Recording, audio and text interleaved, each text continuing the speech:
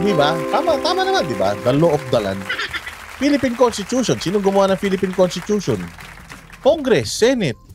Pantakin nyo, kayo gumawa nung batas, Soto Law. Tapos, hindi nyo pwedeng gamitin sa inyo. Yun yung medyo nasaktan ako dun na alin dun sa provisions nung batas yung sinasite mo dito. So, binasa. Okay, so, member ka ba ng KBP? Sabi naman nung isa, kahit naman di ako member ng KBP kasi yung KBP po is voluntary. Hindi naman po yan mandatory. Hindi naman po yan PRC, Professional Regulations Commission. Hindi naman yan ganun. So, pwede ako magpa-member dyan or hindi.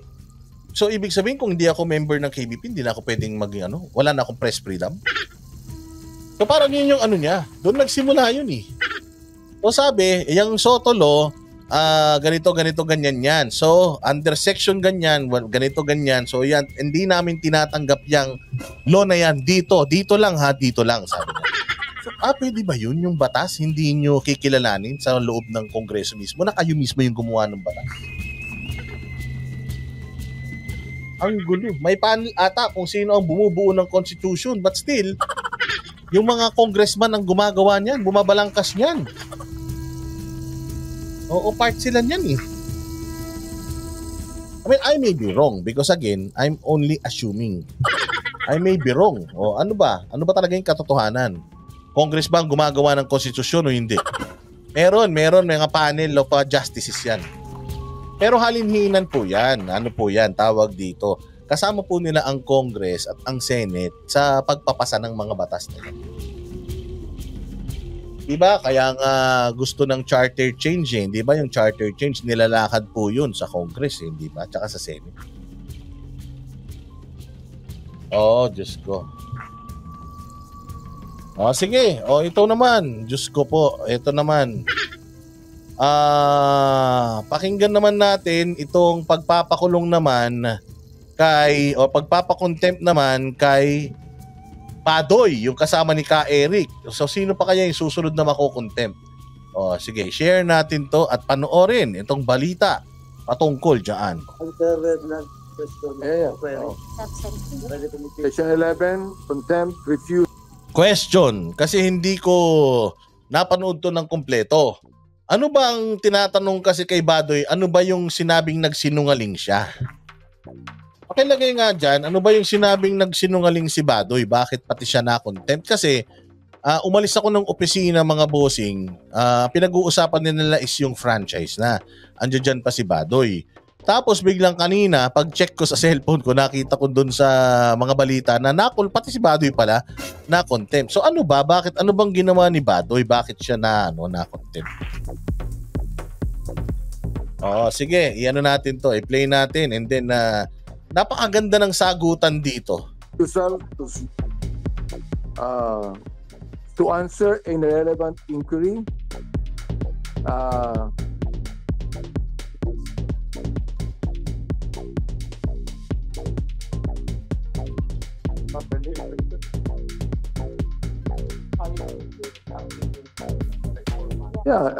acting in a disrespectful manner because she was found lying, Mr. Chair. That would be my reason to make a motion to declare her in contempt. Mr. Chair, may I respond?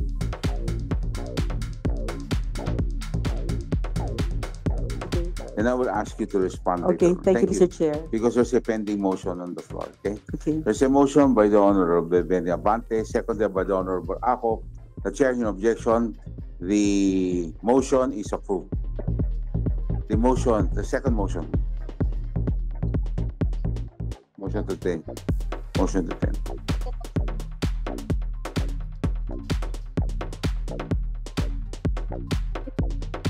We will... Ayun sabi nga ni Hans siya, nalaman niya na lying. Kaya nga, who will define? Who will say if you are lying or not? Di ba? Sinong referee? Sige.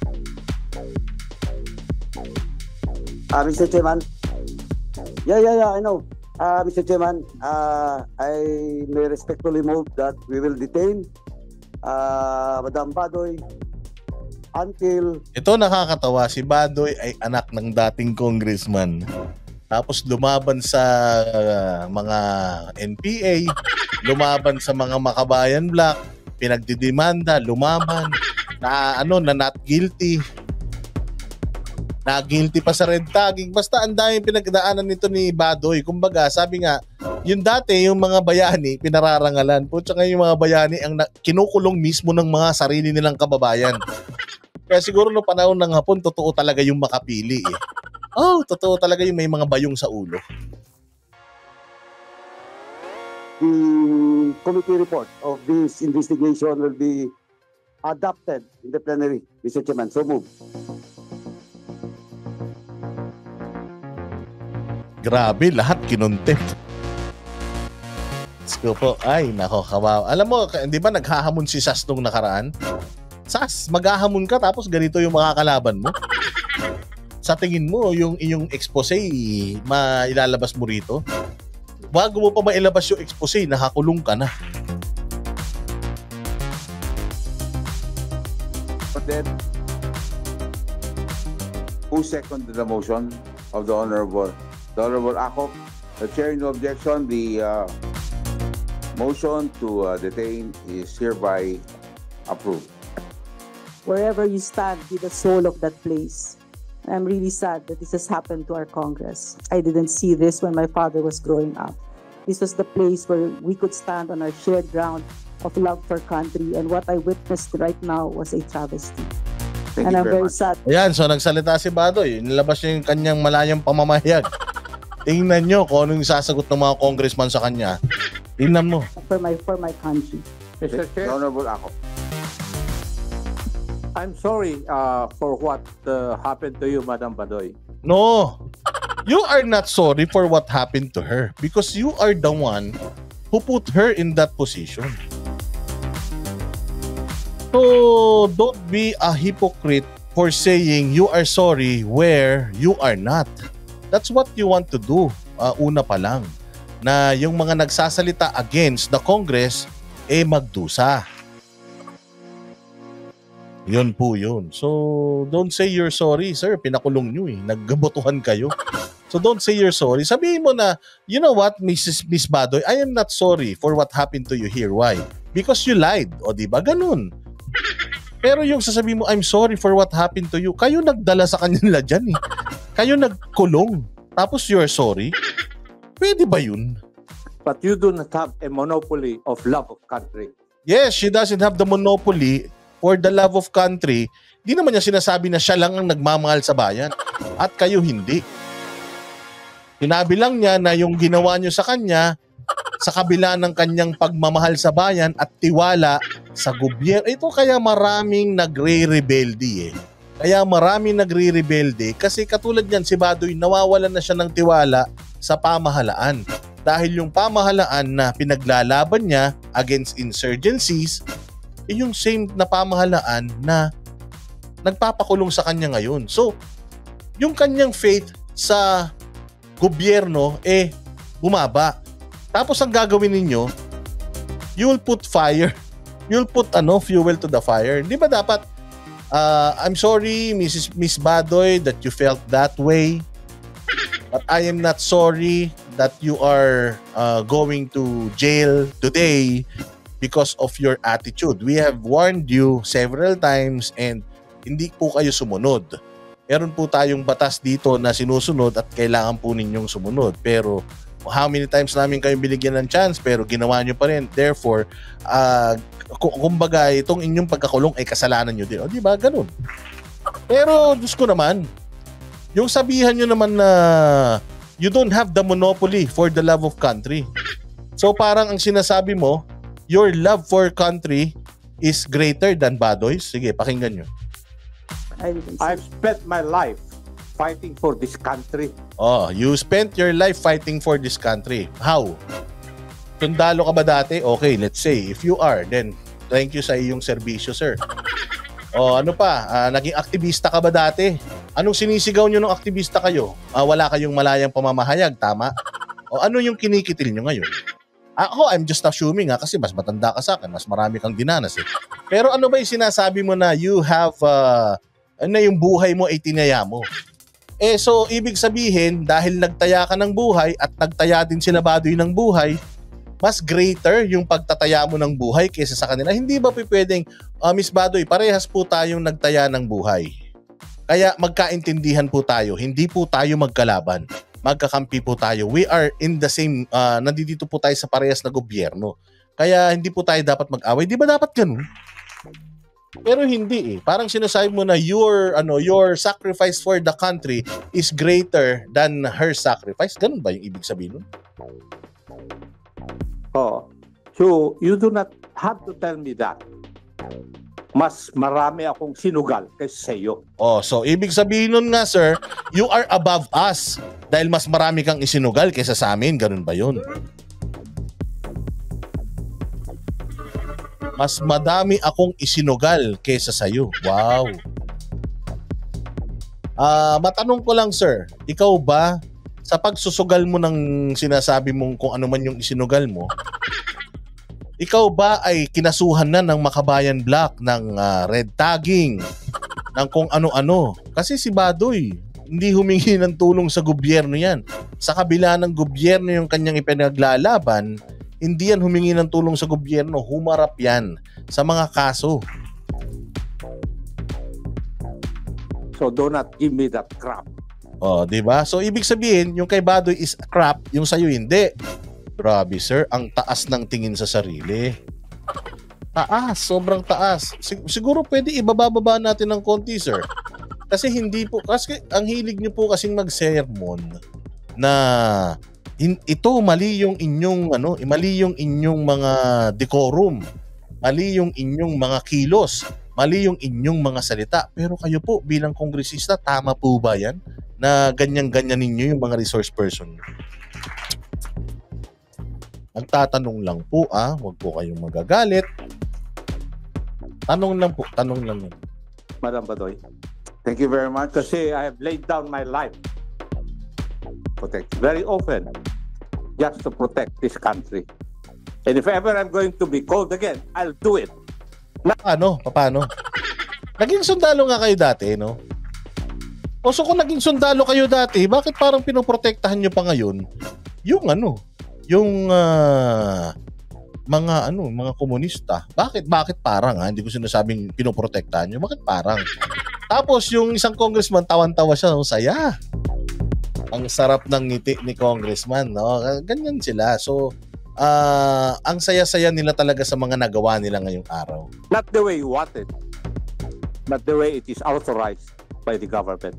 Thank you, Mr. Chair. Mr. Chair, also I would like to make a manifestation that I do not know how old were you, Madam Baduy, when I was... So, ibig sabihin, si Baduy wala siyang karapatang maglabas ng kanyang saloobin at pagkadismaya dahil mas bata siya. Ito kasi nasabi niya, I don't know how old were you nung tanong nyo. was fighting the NPAs.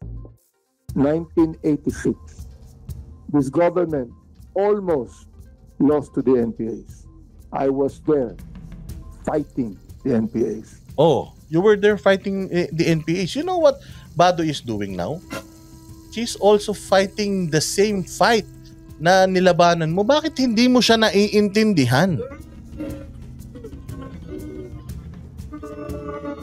Dapat ikaw mismo yung nakakaintindi sa kanya because yung laban mo dati, laban din niya ngayon.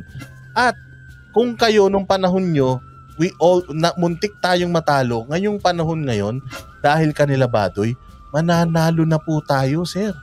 Marami na po silang nagawa, nananalo na tayo. Tapos pinakulong nyo sila. Dahil your sacrifice is greater than her because she's young and you're old. Ang sakit naman ninyo magsalita. So kami, ibig sabihin, mas matanda kayo sa amin. Wala na kaming karapatang magsalita. Oo, wala na kaming karapatang sabihin na para sa amin mali kayo, gano'n. I do not know where were you at that time.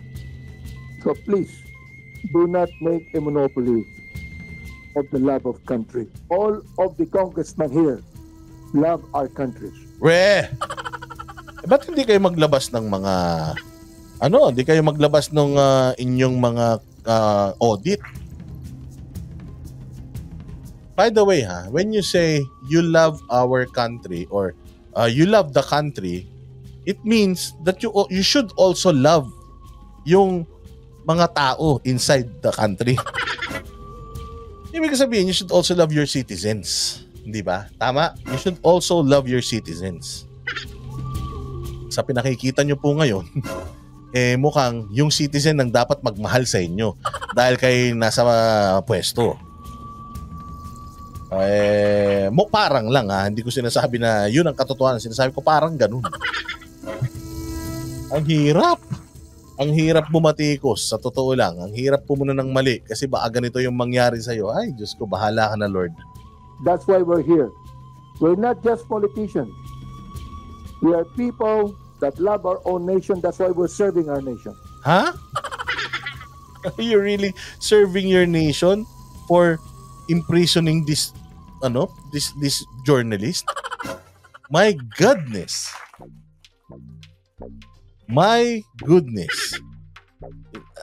Yes, convinced kami na mahal nyo nga yung gobyerno. Na mahal nyo ang bansa. Kasi yung mga kasama ninyo sa paglaban sa mga kalaban ng pamahalaan, which is komunista at mga terorista, pinakulong nyo. Okay, sige, naniniwala na ako. So please, do not make that statement. To me, it is still alive, Mr. Chair. Mr. Chair. So to you, it is still alive, gano'n? Oh, wow. Grabe. Ang tataas nila. Oo, actually mas malupit pa sila sa presidente ng Pilipinas. Oo, as far as I know, yung presidente natin hindi ganito umasta. Yung presidente natin mali-mali lang siya. Yung presidente natin minsan pabago-bago lang siya ng isip pero hindi siya ganito magsalita. Mas presidentiable pa sila sa mga presidente. Mr. Chair. Sergeant of Arms, thank you very much. Thank you very much, Ms. Lorraine. So Chair. now we have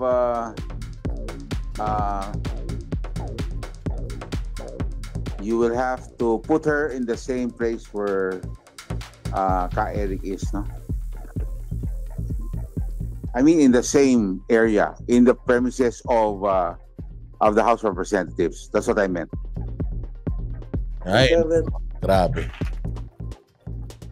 Sobrang nakakatakot talaga. Sa totoo lang, kami medyo parang yung effect nito talaga sa amin nakakapanlambot. Oo, sobra natuwa ba kayo? Natutuwa pa ba kayo? Kaya nga sabi ko sa inyo ang people power nasa social media. Gusto nila kasing kontrolin yung social media, gusto nilang kontrolin yung media na bumabatikos sa kanila. Yun lang talaga yun. Well, again, sabi ko nga sa inyo, merong nilabag si Badoy, maybe. Merong nilabag si Ka Eric sa kanilang libro ng mga rules na sila lang ang nakakasaulo. At minsan talagang yun yung hinahanap nila.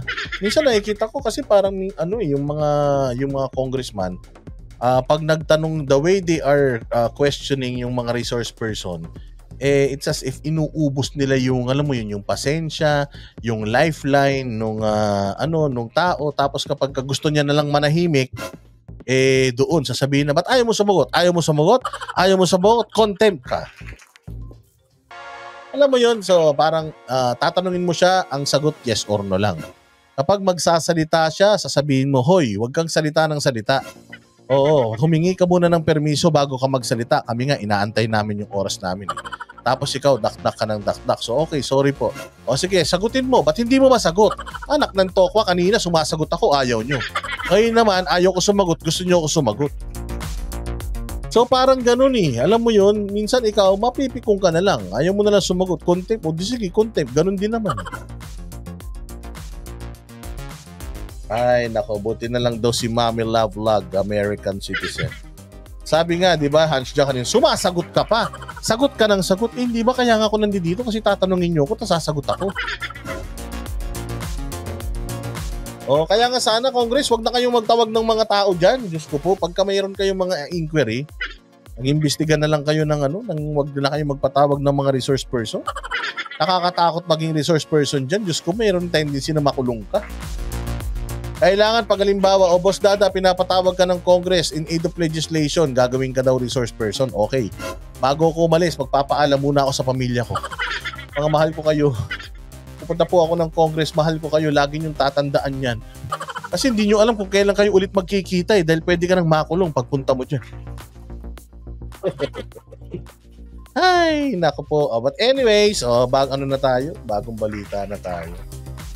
Dito na tayo dito na tayo kay Attorney Panelo diyan sa kanyang statement patungkol diyan sa wag na nga. Matulog na kaya tayo. Nagsasayang tayo ng oras, baka may makontempt pa tayo sa ginagawa natin.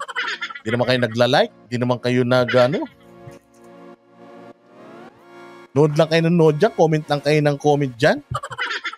Mamaya niyo yung mga comment niyo, yung pa yung magpa-contempt sa Banateros, ha? Ay, si Priscilla daw been crying. Ay, grabe. Wag ka na umiyak. Tama na. This is a victory for communists. Oo. Victory talaga yan sa kanila. Imagine, ang tagal na nilang gustong ipakulong yan. Si Baduy at saka si Ka Eric. Diyos ko po. Congress lang pala ang makakagawa. Kaya victory lap ang mga komunista ngayon. Sabi nito, boss, wag mo murahin mga viewers. Wala kang pake. Doon ka manood sa Oras ng Himala. O kaya doon ka manood sa El Shaddai.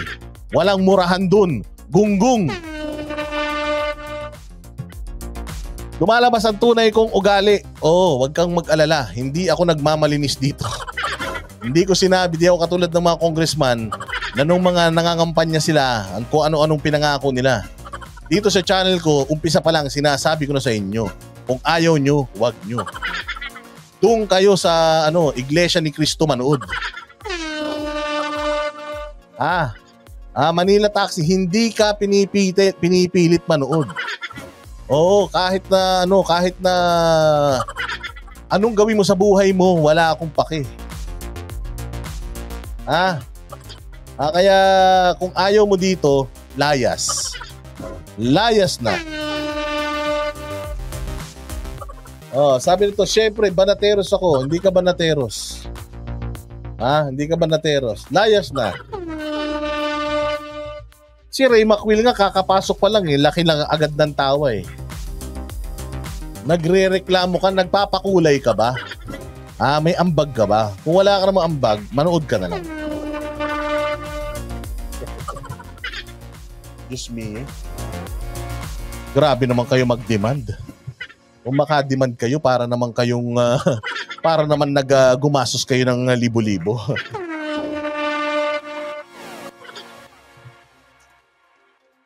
Sabi nga ni Wakan, hoy, hindi niyan minumura yung mga viewers, minumura lang natin yung mga buwisit sa lipunan. Uy, iniwas-iwas ako na nga magmura Napansin nyo, hindi naman siya nagmumura. Nagmumura na ako pag talagang galit na galit ako. Ito ba mga nangyayari na to, nakakatuwa pa to. Kayo talaga. Huwag kayong maarte. Huwag kayong demanding masyado. Yung mga kulang sa aruga, yung mga hindi inaruga ng mga magulang at saka ng mga asawa nila. Huwag kayo dito maghanap ng aruga. Hindi daycare center tong ating live stream. Hindi daycare center to. Hindi to hagdan ng walang tahanan. Mali pala. Tahanan walang hagdan. Puso mo, sabi ni Arlenita, ito na nga.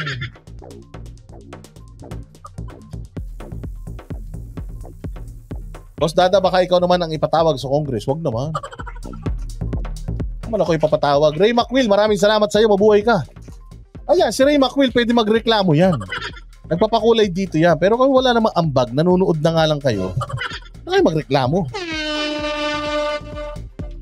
Oh, si ano pa, si Mami Love Vlog. Pangkapi na lang to, boss. Salamat.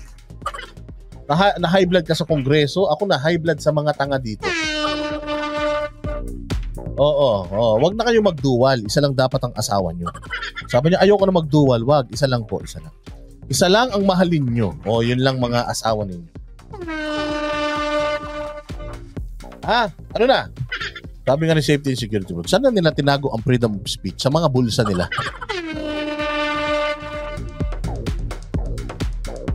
Ayan ha. Yun ang bago nating kasabihan. Ang bago nating kasabihan, ito pong channel natin ay hindi daycare center. Wala po tayo rito para magkamutan ng likod. Dito po tayo para bumatikos sa mga salot ng lipunan. Kung nagmumura man tayo, pasensya na, ganun talaga. Minsan talagang ang emosyon ng tao madadala ka talaga. Grabe naman si Raydinho. Thank you very much sa'yo, Raydinho, ha? No complain. Ako nga, hindi nagko-complain. Kayo pa magko-complain? Complain lang ako ng complain dyan sa mga maling ginagawa nila dyan sa mga lipunan natin. Babe Store Keza, pangkape. Kanina pa kumukulo ang dugo ko. Pakuluin natin yan lalo. Sabi ni Denmark, oy, relax lang. Relax nga ako, relax.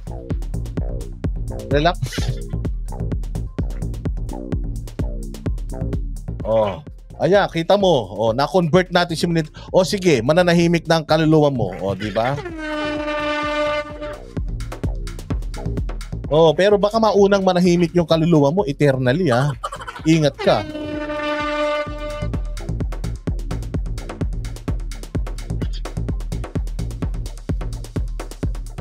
Anyways, sabi nga nito, yung ibang, yung sinasabi ni Ana Bongkalan Habi, sabi niya, ang galing ni Boss Dada. Wala, magaling. Hindi tayo magaling. Pare-parehas lang tayo may boses. Yung ibang mga vloggers, nagpapaniwala sa mga comments para maligaw yung topic. Talaga? Naniniwala sa comment. Mga comment nyo lang na matatalino yung pinaniniwalaan natin. Di ba?